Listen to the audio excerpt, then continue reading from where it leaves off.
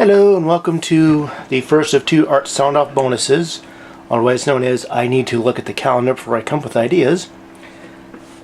In two previous regular Art Soundoff this week, we saw how we created Jake and Leon.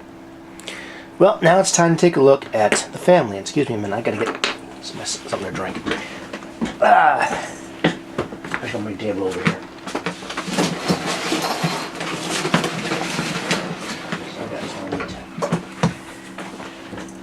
Now, the family was actually introduced in a Christmas special. And originally that was probably all they were going to be.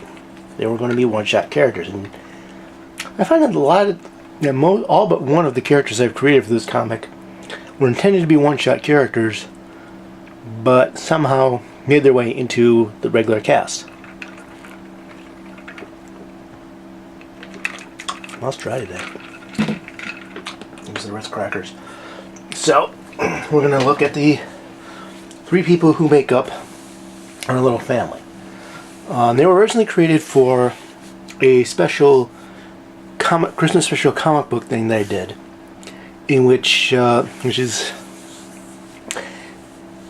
kind of a overused holiday story, in which couples individually sells something important to them to buy something for their spouse, which is connected to the thing that the other person sold to buy for them.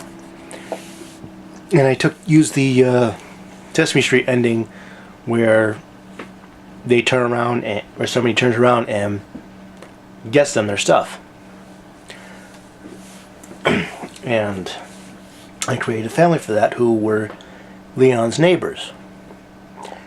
And so, when I eventually needed them in the comic, here they were. And the reason I brought it into the comic, let me just get this a little closer, make sure you can hear me when I talk. The reason I brought them in the comic was Beth. Beth is the, where's my turnarounds here? Yeah.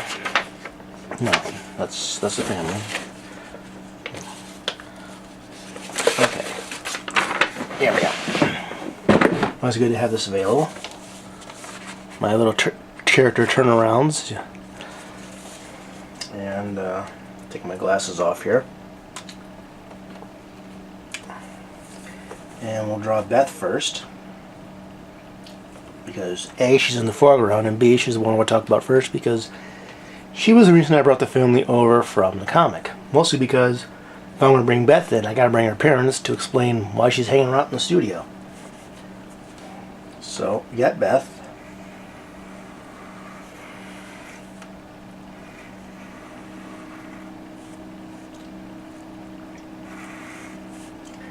I should update these turnarounds because they look a little different than they did when I first did them.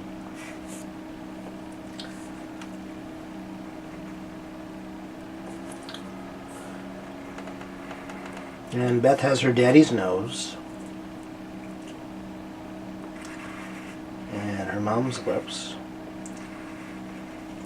In the turnarounds, I don't have little eyelashes, but I kind of put little bitty eyelashes on her. So she's still a little girl. It's one of those art shortcuts that says, hey, this is a girl. Okay, you're showing up again. Okay, good. It's one of those little shortcuts that say, hey, this is a girl. So,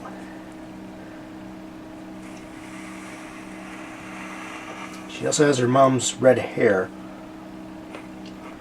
but I probably should have had her smiling. I'll fix that.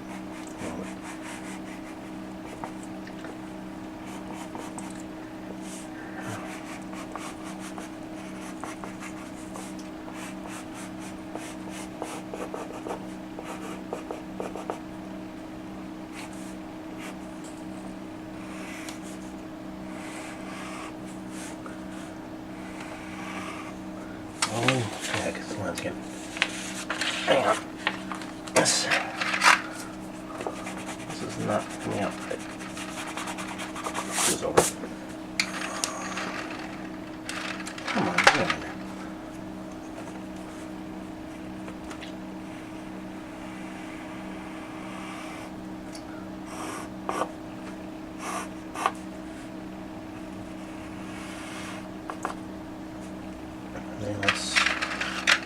when they're smiling, because she's a very happy child.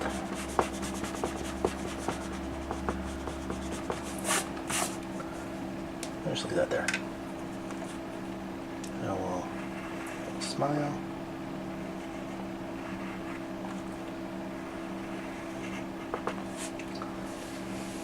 He's a happy child. Turn this down a bit.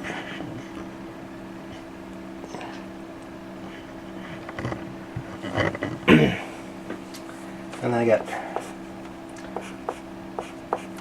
these supposed to be ribbons that she wears. Just kind of like she has little ribbons in her hair, but just a quick way to do it that way rather than drawing these big ribbons. Remember, this is supposed to be a quick style to just quickly get stuff out, and her hair's kind of high actually.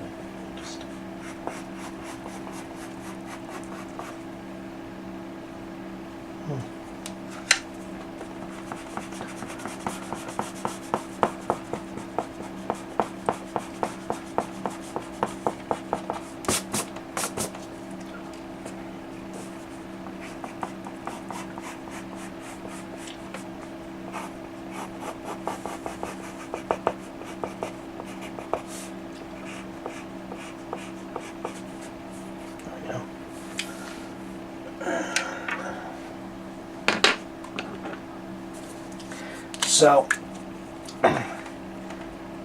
Beth is kind of the reason I brought the family in, like I said. I kind of wanted a character. I wanted a kid character. Oh, I should have used it. And because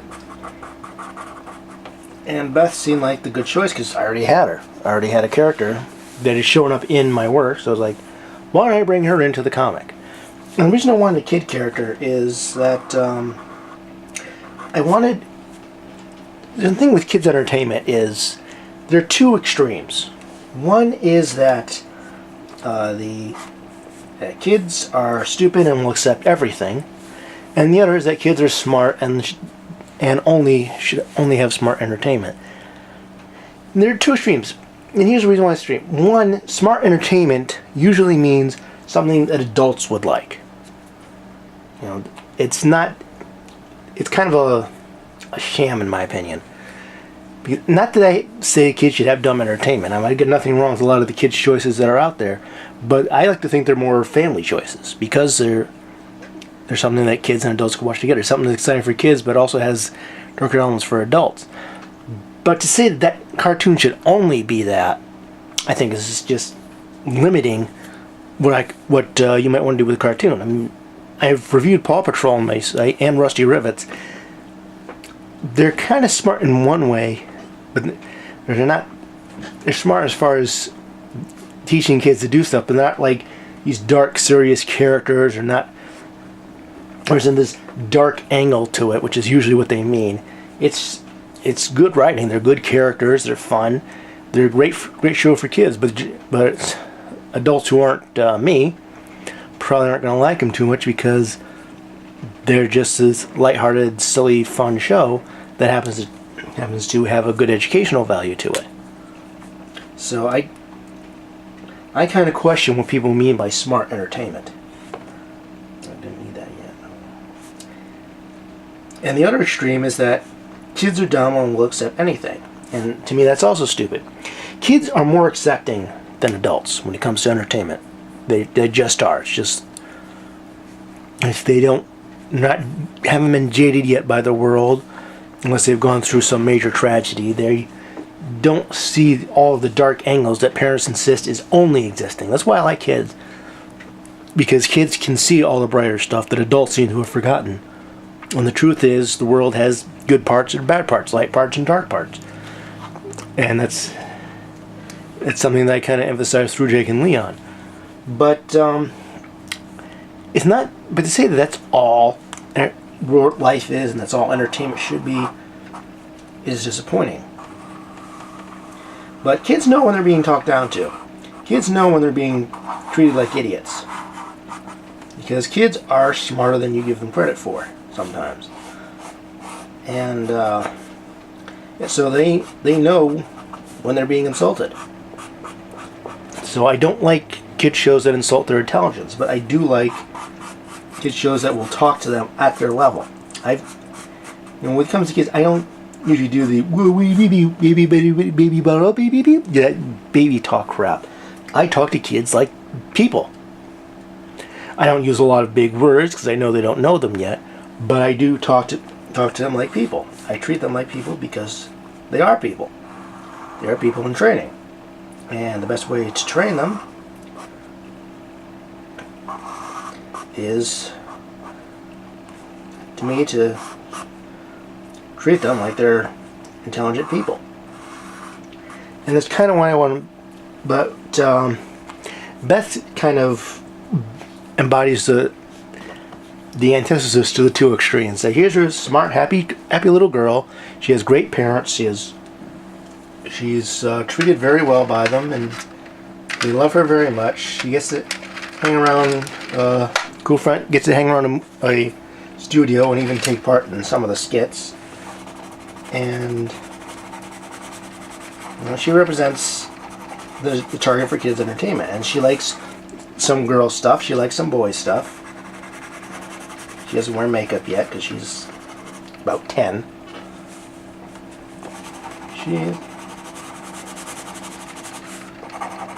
I did it again, didn't I? Yeah, I did. Why am I forgetting to erase the darn pencil lines? Not like I don't do this often enough. I keep forgetting to erase her pencil lines. Here. Put this right here where I can find it. Stop making that mistake.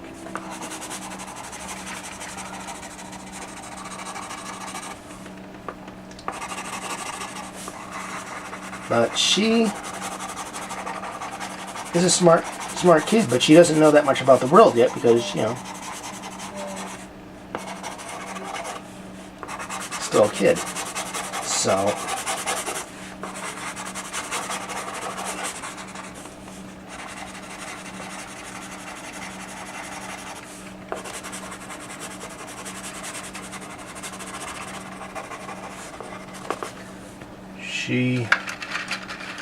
she's smarter than some people will give her credit for, but at the same time she still has her limitations. I'm going to write red here. Link red. No, I'm going to red. There you are. There you are.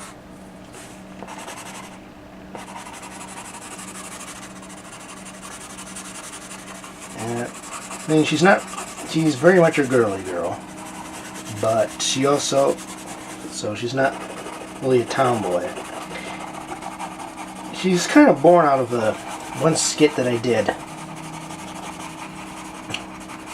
where this woman was complaining about games for girls. Like, I'm a girl, I wouldn't play this kind of game. And Neon goes, well, that's because you're not the girl they're talking about. Well, who is? And he points to this little girl, not her, but a little girl, and says, and she's going, I'm a fairy princess. And she would play this little girly girl game.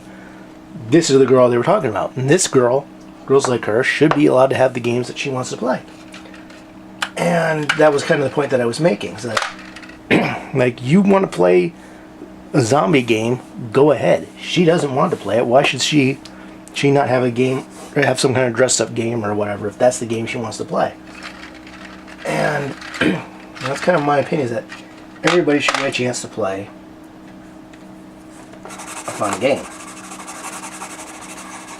But, if the game is not to her taste, why not make a game that's to her taste? And that was the point I was making there. And that's when I started thinking, I could use a character like that in my comic. And when Beth came along, she was a good choice. And in the Christmas special, she kind of worked with Jake and Leon to kind of sneak back the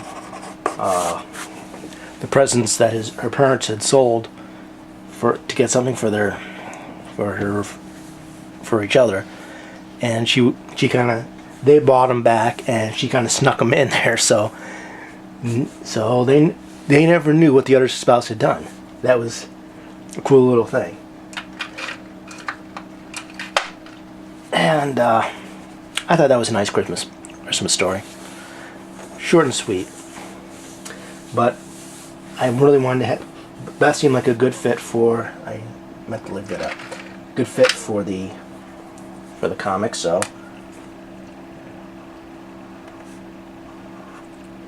I put her in there.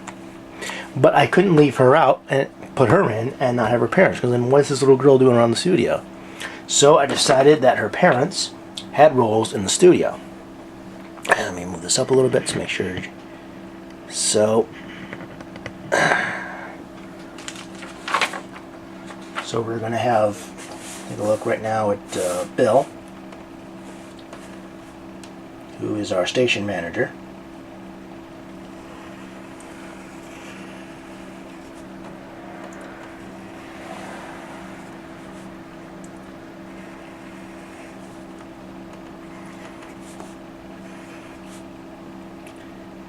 She's got his nose. I just kind of screw that up a bit, but I don't think I get that nose right.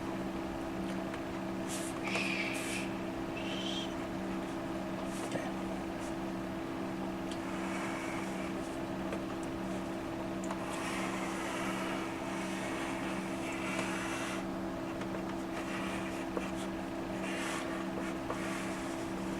And I eventually did something with his hair too, having this little part come up here, just to give him some unique identity. It's a little different than it comes out in when I do it on Bristol. It also looks a little different than how it comes out on here. Come to think of it. I think it's different papers do different things with the pencils.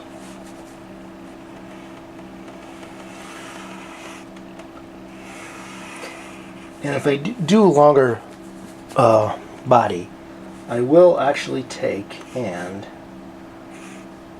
use the arm to decide where to divide between the top and bottoms of the body. So I actually use the arm to help me measure.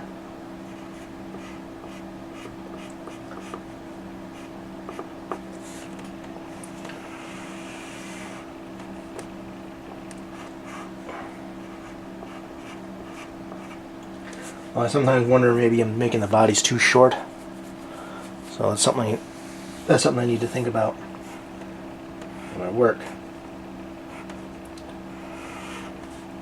And Bill's the station manager, so he wears a tie. Station manager, floor manager. He pretty much manages the behind the scenes for our little show.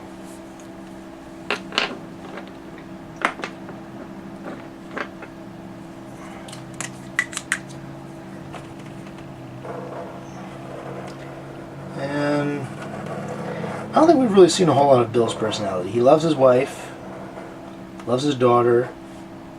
He tries to keep order, and luckily we don't have a very chaotic show, because the focus for me is not on behind the scenes chaos, although it does happen, but mainly it's on the skits and stuff.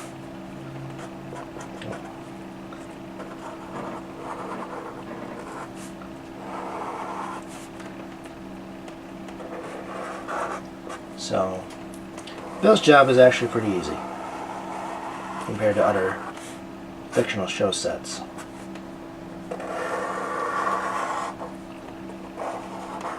Oh, that's a little better. That's a little closer to how I usually draw it. Not usually a big, almost pompadour thing. It's just a little like that. I had to come up with some things to make him look different from Leon. He almost looked like he'd be Leon's father, which would be interesting because, of course, Leon's an orphan. And Bill is older than the rest of the guys in the cast, but he's not old enough to be Leon's father. There's one down here. It's easier for me to realize what that's going to be.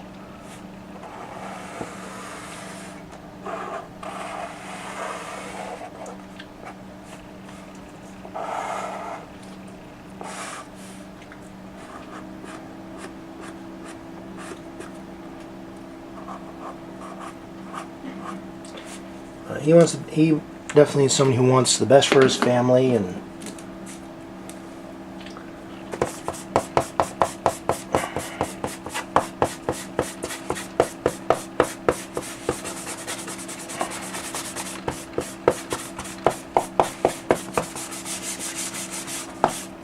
he just wants to put on the best production he can.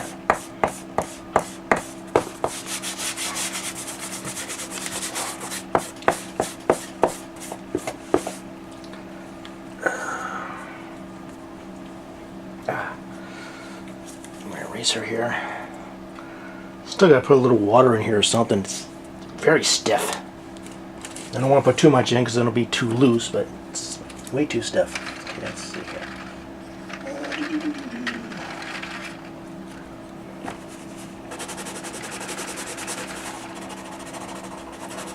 Not really much to say about Bill. He doesn't do you don't really see a lot of what he does, because not too many skits revolve around him. Most of the skits revolve around Jake, Leon, Beth, Bisbin, and Max. So they're partly there to explain why Beth is hanging out, but also they serve a purpose in the show and producing our little comedy show or commentary show, whatever, or a parody show, whatever I'm in the mood in at the time. And I like having that option. I like someday maybe I have a joke I want to do, or maybe I have a comment that I want to make that can be done better through the comic than through an article, either because it's a short thought or just I think they can present it easier. Where did I put this? Okay, so where's my lighter brown? It's violet, it's not even brown. That's it. That's it. Terracotta. Well, good enough. It's a light brown. That's what I want. Another thing that sets them apart is that Leon has dark brown hair and Bill has lighter brown hair. Or Leon has... Did I say Leon or Jake? Oh, Leon is... You know Leon's the one that's got dark brown hair, and so he's got light brown hair, and he wears a suit that matches his hair.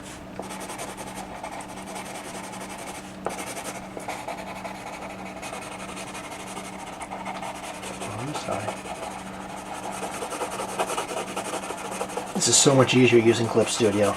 All I gotta do is get the fill tool and fill bucket, not the full fill tool, just the fill coloring tool, and boom, his hair and his suit is already colored.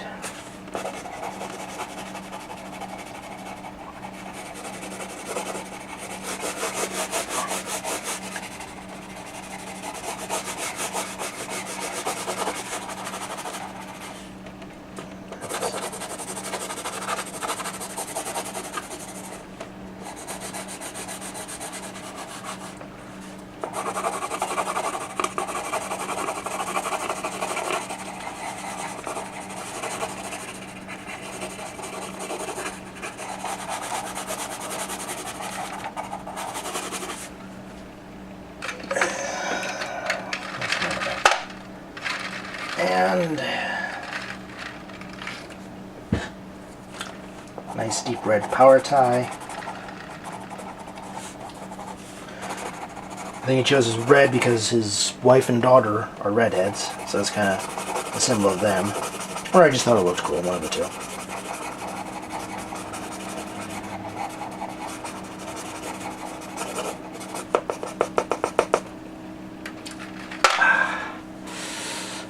Oh, I gotta give my arm a break here. What are we up to? Oh, we're up to 25 minutes.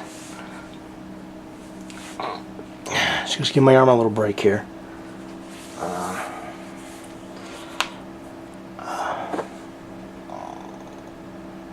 let me almost done here. Let's get Meredith in here. Meredith is, of course, Bill's wife, Beth's mom.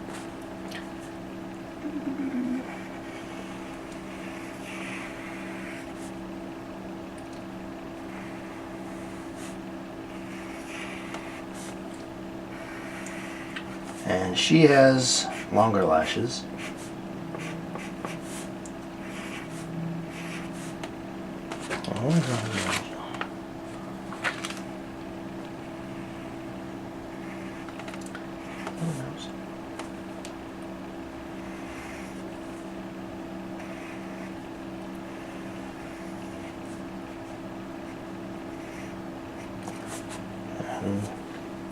Beth has her mom's lips.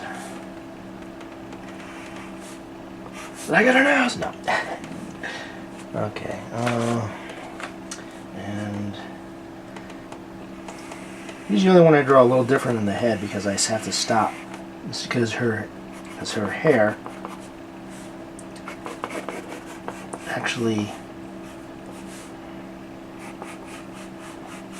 Oh, shoot, did that wrong. Her hair actually covers her ears.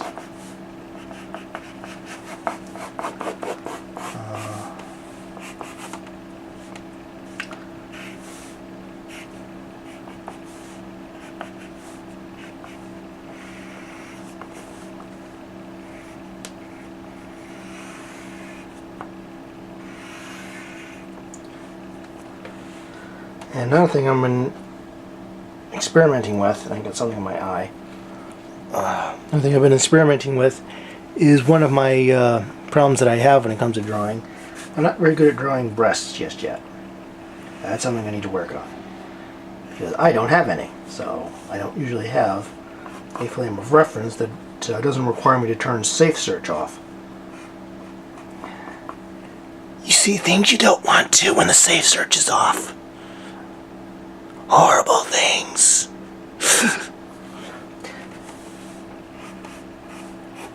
Okay, so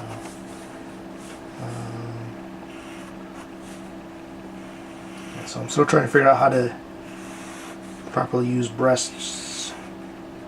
Right there.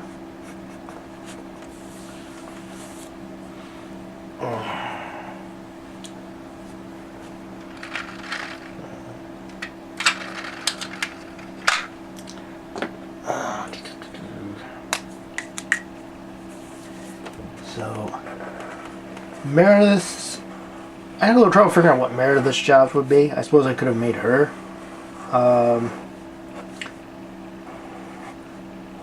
stage master or whatever the term is. But I instead made her the set designer. So, she designs all the sets. So when I made the Jake and Leon set, which I actually had an actual hosting set, which was a long time coming, she helped Max.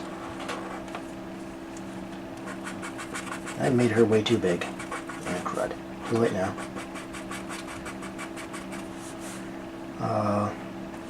She ended up helping Max build the set. She does the set pieces. I guess she does the costumes, I guess, but I mean, do you really need a costumer when when somebody's actually drawing everything?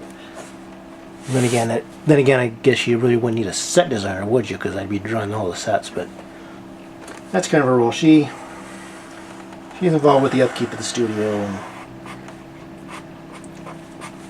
and making the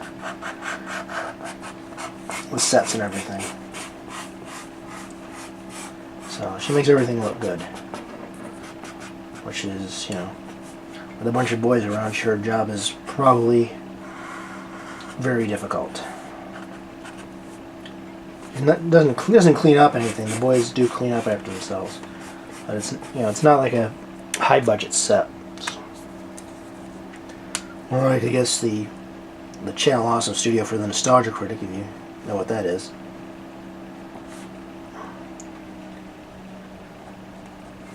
Yeah, that's how I wanted to do it before.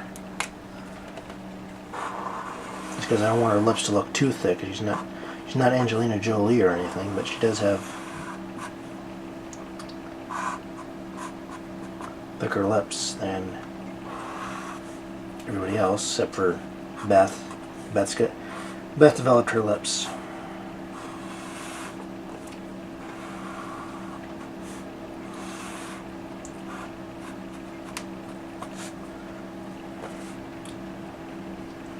Lightly go over it here with the marker, very carefully.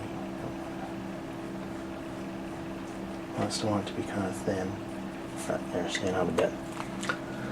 Okay.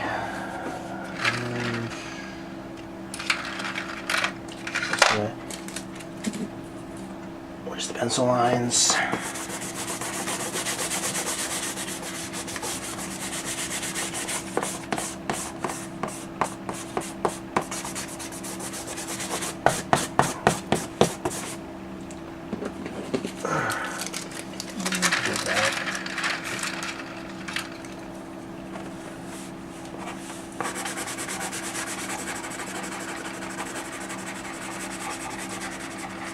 You know, most of the times I think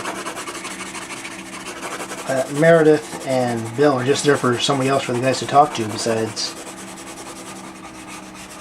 the usual 5 people that seem to be the focal point of the comic, which is Jake and Leon, who are of course bleh.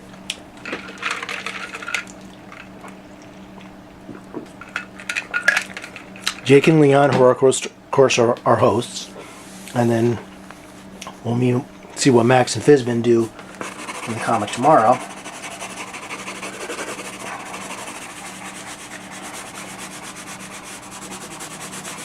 And then of course Beth. So their purpose is kind of just somebody else for everybody to talk to and explain why Beth is around. But I gave them jobs, and these are very important functions.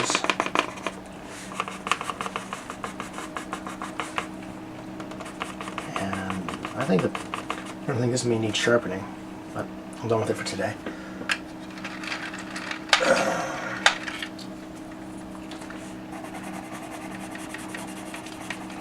And she actually does wear lipstick. Because she's an adult, she can wear lipstick now. Someday, maybe.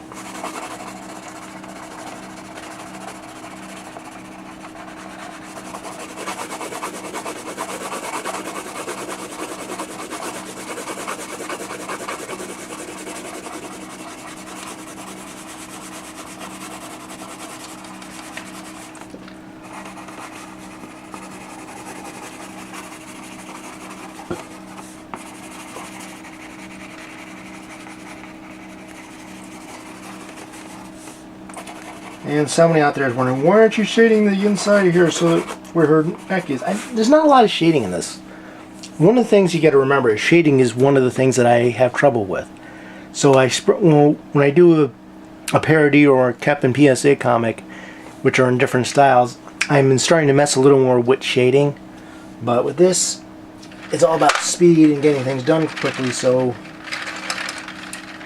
unless I do a skit, there's not a lot of experimenting involved. Okay, let's see where. Pink. I don't want to do pink or where's that? I know. Where'd it go? Where'd you go? Purple. There we go. Until that's good enough.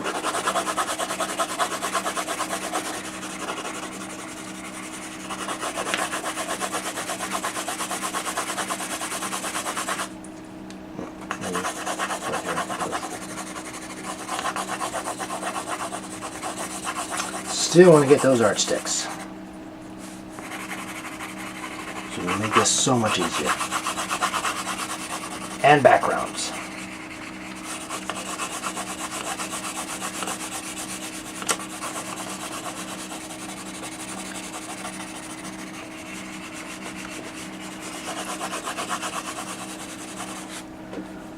Okay. So, figure out where this goes. There you go. And so there you are. You've got Bill, Meredith, and Beth, our little family. And they Beth is a big part of the comic. She's one of the characters that pops up a lot. Bill and Meredith pop up now and then when I need someone else to talk to, or something related to behind the scenes of the show. But for the most part, they start out with the Christmas special, but I think they make good additions to the cast. And tomorrow we'll be seeing 2 more characters, one of whom was also intended to be a one-shot, and one of whom was actually created directly for this comic as a regular cast member, which is kind of rare. But we'll see all that tomorrow. Hope you've enjoyed this little bonus art sound-off, and if you want to see what Art Soundoff is all about, you can go to twitter.com/artsoundoff and hear all of us talking about our art days, our art perspectives, and everything else. And if you want to see these characters here in action, you can go to bwspotlight.com. Jake and Leon comes out every Sunday, and I hope you find it interesting. We'll be back with another bonus art sound off tomorrow, where I will look at the other 2 characters. And until then, I still wish you happy creating.